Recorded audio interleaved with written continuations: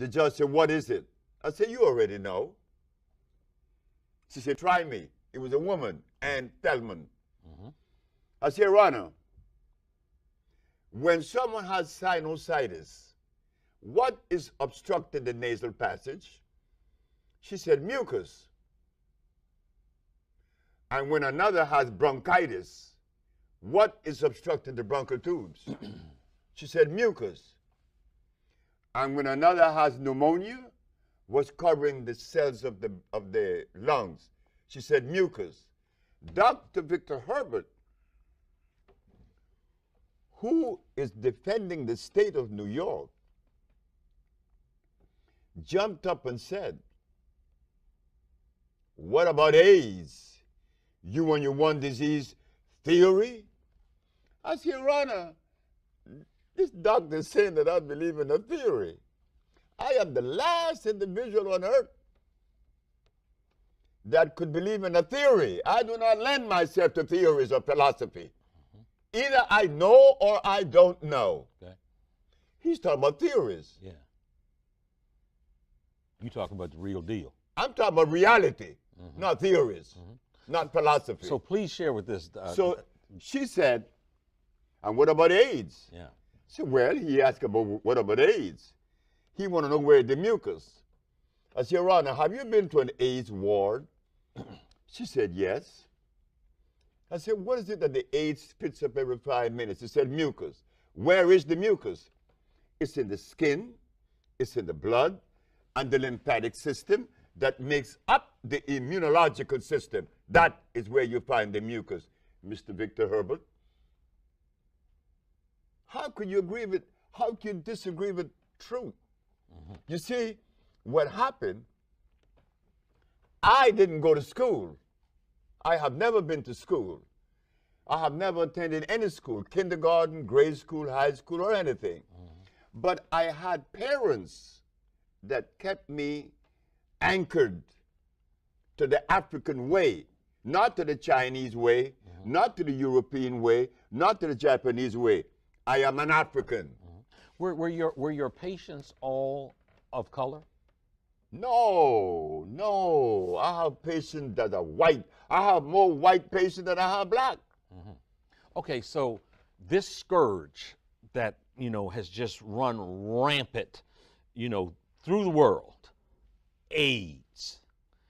Can you walk us through as much as you can a step-by-step process where you have a patient that has AIDS and you do XYZ or ABC, and then the patient no longer has AIDS? Can you walk us through that? Of course. When the first patient was a brother in Boston named Michael White, and a sister, she's from D.C.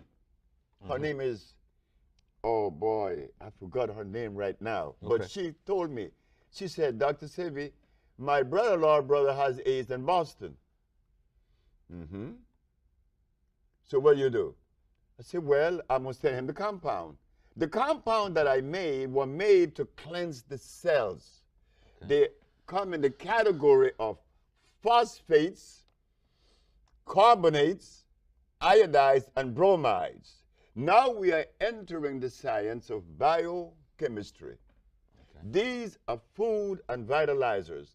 I remove from the man's diet lactose, uric acid, and carbonic acid, milk, starches, and meat. By removing these things from his diet and then cleansing his cells, he began to see recovery in 24 hours. And so it went. They kicked him out of the hospital 2 weeks later.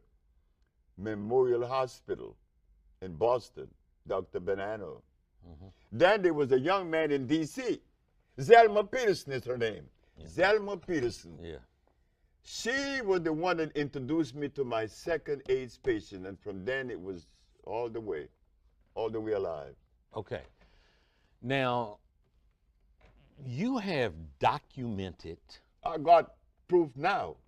You have proof. I have books with the documents in it, diagnostic sheets. Yeah. And the medical the medical world still puts out that you are a quack, you're a crazy man, you're not credentialed, and that you run scams on people. But you have documented proof of healing people. Now, I know that you have you reference a compound in Honduras. You also operate out of Los Angeles also. So when you get a patient now, if you have a DC patient, does that DC patient need to go to LA or Honduras? Or?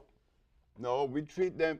In fact, we send 1,000 packages a day throughout the world right now. Israel, Hong Kong, China, Russia. We have people in the village now from Russia. We have people from all over the world. We send packages all over the world. You don't have to even be in Honduras. But it is good to go to Honduras because the thermal waters are there. Yeah. And they accelerate the process of healing once you immerse your body in it and you drink it. You speak of Honduras. Now, about the medical science saying that I'm a quack, yeah. I do not blame medical science for making that statement because my race has never done anything on that level of endeavor to express itself able to cure diseases on that level, in other words. So, sure, I'm a quack, but I don't care what they say. Yeah.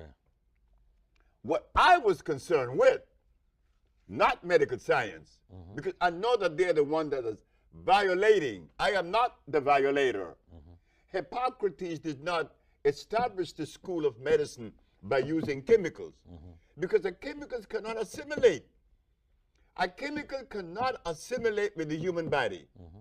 An herb can because they are electrical. Okay. Herbs are electrical, and we have yet to understand that.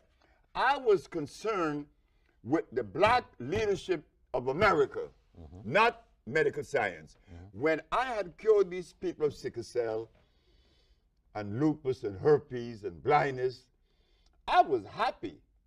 I said, now I could go to all the leaders. I could go to Minister Farrakhan.